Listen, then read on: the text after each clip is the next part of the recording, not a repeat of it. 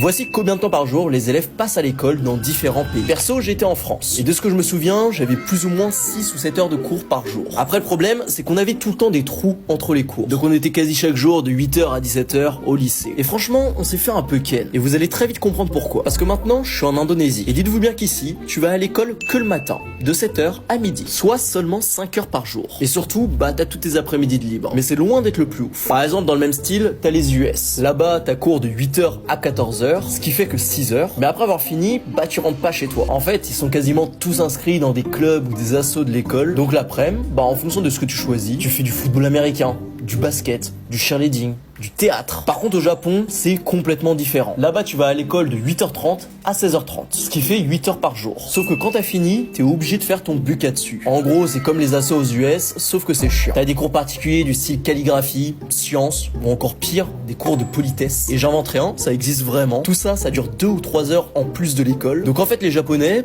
ils bossent tout le temps. Mais le plus dingue, c'est clairement la Finlande. C'est officiellement le pays où les élèves vont le moins à l'école. Ils vont en cours de 9h à 14h, 4 heures de cours par jour. Et c'est même pas le pire, parce que pendant ces 4 heures, ils ont 1 heure pour manger. Donc en pratique, ils ont que 3 heures de cours par jour.